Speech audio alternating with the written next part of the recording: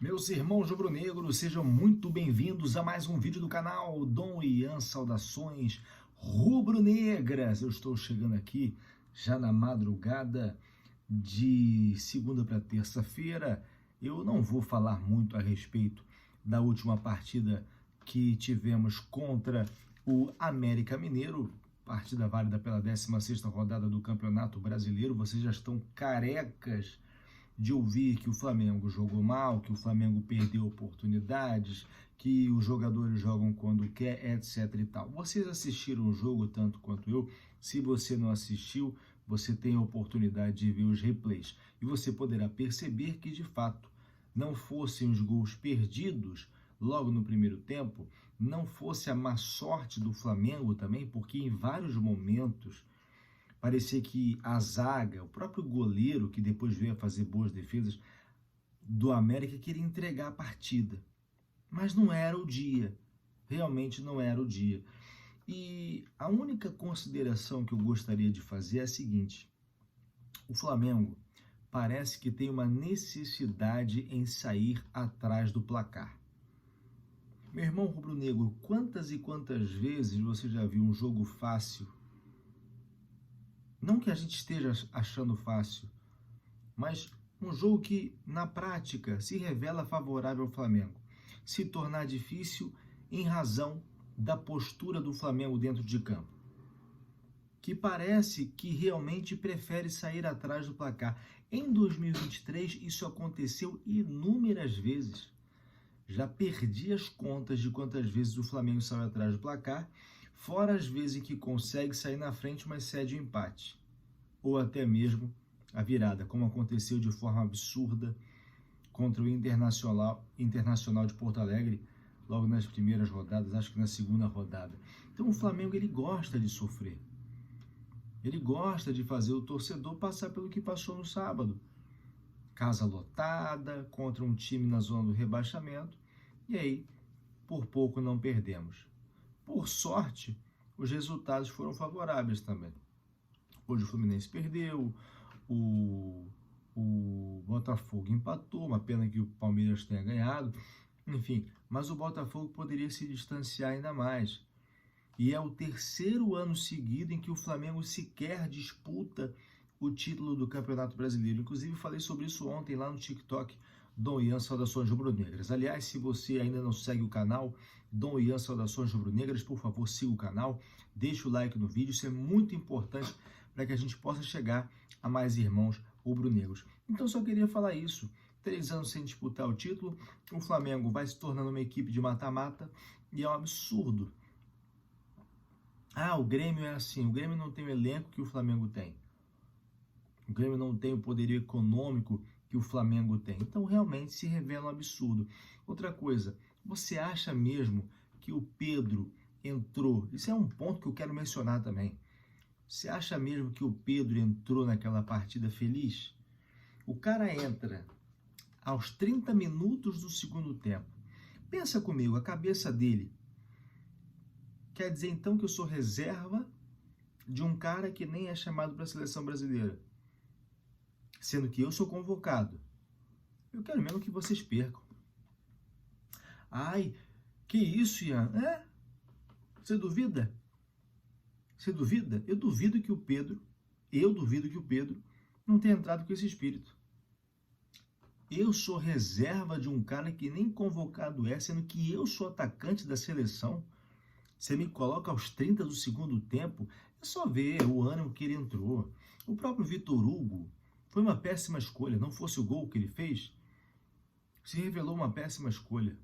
O Sampaoli não foi bem. Não foi bem. E foi aí também uma pontinha de tudo aquilo de ruim que o Flamengo mostrou. Bom, agora, já numa nova semana em que o Flamengo concentra esforços para poder jogar contra o Grêmio, o Flamengo se reapresentou hoje às 9 da manhã. Vamos ver qual vai ser a equipe que vai jogar contra o Grêmio. Não sei se ele vai começar com essa mesma equipe que ele escalou contra o América, porque embora uma equipe muito ofensiva, não conseguiu fazer gol, então é difícil ele começar jogando de novo com esses caras. Deve estar mordido com eles, inclusive, né? Tanto que ele até saiu chutando o microfone, etc e tal. E hoje nós temos as seguintes informações. Primeiro eu quero falar do Hugo Souza. Hugo Souza, que fez a estreia dele lá pelo Chaves de Portugal, tomou um gol quase que do meio de campo. O time dele foi eliminado da primeira fase, logo na primeira fase da Taça da Liga, que é tipo... não sei direito o que é essa Taça da Liga, eu ia falar tipo uma Copa do Brasil, mas é Taça da Liga, só que da segunda divisão nacional, então não sei direito o que seria. O time dele era da segunda divisão, perderam nos pênaltis por 5-3 para o time chamado AVC. É isso mesmo. AVS é outra coisa, AVS. Time chamado AVS. Ele tomou um golaço do meio de campo. Ele que já iria se tornar a quarta opção do Sampaoli em termos de guarda-redes, ia ficar atrás de todo mundo, foi para lá com empréstimo até 2024, com opção de compra aí para o Chaves, compra que seria fixada em 1,2 milhões de euros, 6,2 milhões de reais. Acho muito ainda, mas se a gente conseguiu vender o Mateusão, com todo respeito ao Mateusão, por 10 milhões de reais, enfim, são coisas do futebol. Coisas do futebol também acontecem na Rússia, porque o Zenit já negou a proposta do Flamengo pelo Claudinho. Isso já era de se esperar. O Flamengo sabe disso. O Claudinho não vale apenas 15 milhões de euros. O Claudinho é um jogador importante lá na Rússia. 15 milhões de euros dá 80 milhões. Os russos, gente, estão pedindo 25 milhões de euros. É o valor praticamente que o Flamengo quer no Matheus França, 130 milhões, 140 milhões de reais.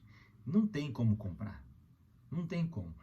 E aí entra uma ideia de ter mais facilidade para trazer o Wendel. Só que é o seguinte, o Wendel é volante.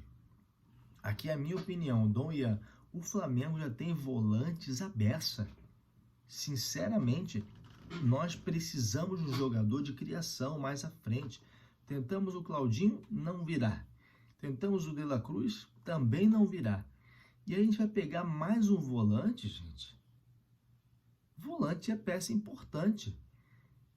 É peça muito importante, mas nem sempre decide jogo. É mais fácil que não decida, inclusive. Ele procura impedir que os gols aconteçam, ajudando a zaga. E nós temos jogadores para isso. Thiago Maia, o Pulgar, que embora esteja machucado, estava vindo muito bem. Temos o Alan agora, a gente não pode só contratar e deixar lá. A gente tem que usar o Alan, que também não jogou nada contra o América. Mas agora parece aí que o Flamengo está animado com a possibilidade de comprar o Wendel. O Flamengo também oferece mais ou menos um valor como esse, né? 13 milhões por aí. E eu digo o seguinte, se o Zenit vai entregar o Wendel de maneira fácil assim, diferentemente do que quer fazer com o Claudinho, eu não sei não, viu? Quando vem muito fácil assim, já não me apetece. A oferta pelo Wendel está aí numa faixa menor, né? 67 milhões de reais na cotação atual. 67 milhões, é isso mesmo, O Flamengo ofereceu 13 milhões de euros, 2 a menos do que ofereceu pelo Claudinho. E ele já começou a causar lá, enfim, o cara quer jogar no Flamengo. Mas vamos ver, sinceramente eu não fico feliz não. A janela fecha dia 2 de agosto. A gente tem aí um tempo breve para poder trazer mais alguém. A ideia com o Wendel é de poder inscrevê-lo já para as oitavas da Libertadores, né? E na Copa do Brasil o prazo final é dia 8 de agosto, depois do fim da janela de transferência. Então ele poderia jogar o jogo de volta da semifinal contra o Grêmio. Vamos ver, eu tô achando que o Wendel vem, mas queria o Claudinho. Mas o Claudinho é importante lá, ele não virá, isso é certo. Bom, Matheus Gonçalves, um cara que, na minha opinião, também deveria ser utilizado no Flamengo. Quer dar minutagem para ele? Coloca para jogar no Flamengo. time do Flamengo não tem feito tantas exibições boas assim, para a gente abrir mão de um cara como ele, habilidoso, vai para cima, tem apenas 17 anos o garoto, na minha opinião, o maior talento que nós temos hoje. Passa Matheus França, passa Vitor Hugo, para mim o Matheus Gonçalves é um jogador espetacular, com muito potencial. Foi emprestado para o Bragantino, mas não tem essa de opção de compra, a ideia é só permitir mesmo que ele jogue bola, que ele tenha minutagem. Ele jogou pouco com o Sampaoli, né? Até jogou mais com o Vitor Pereira, mas com o Sampaoli ele só jogou 45 minutos, né? E ele vai lá para o Bragantino com um contrato até dezembro de 2023, ou seja, acabou, ele já retorna para o Flamengo. Lá no Bragantino ele vai jogar com o Natan, que também é cria do Flamengo, né? Tomara que ele jogue, tomara que ele vá bem e tomara que de uma vez por todas possam ver o quanto esse cara é bom e tem que ser utilizado em favor do Flamengo. Para fechar o assunto, tá rolando lá o torneio nos Estados Unidos, na Flórida, né? Tem alguns times lá, a exemplo do Real Madrid, participando do torneio aí de pré-temporada, e o presidente do Flamengo, Rodolfo Landim, foi para lá para poder trocar figurinhas a respeito da SAF. O Flamengo vem fazendo um intensivão, vamos dizer assim, de estudos para poder verificar se entra nessa ou não. Isso começou mais ou menos ali o movimento a partir do final de 2022. Então o Flamengo está em estágio de estudos, trabalha com duas possibilidades de divisão de suas ações, né? Ou modelo de 75% e 25%, como é o do Bayern de Munique, ou 80% a 20%, né? Então, a gente, enfim, não se descarta essa possibilidade. O Rodolfo Landim está lá conversando com gente do Real Madrid, gente do Miami, enfim, é um cara que tem uma cabeça visionária, a gente não pode tirar esse mérito dele. Assim como o Bandeira de Melo, o Rodolfo Landim são caras da alta sociedade, são caras inteligentes, e eu acho legal que o Flamengo não se feche a essa possibilidade, né? Já que essa parece ser uma tendência aí no futebol mundial. SAF não serve só para pegar time que está quebrado, não é para isso não. Bom, quarta-feira, jogo muito importante, o Flamengo ainda lá naquele imbróglio com o Soares. Vamos ver o que vai acontecer. O Flamengo tem que pensar nele e jogar bola, porque mesmo lá pode ter certeza que o Grêmio vai se fechar. Que Deus nos livre do mal, da inveja alheia. Isso aqui é Flamengo. Saudações rubro-negras. Deus nos defenda. Flamengo, muito obrigado. Siga o canal da Saudações Rubro-Negras e deixa o like no vídeo também. Vejo vocês no próximo.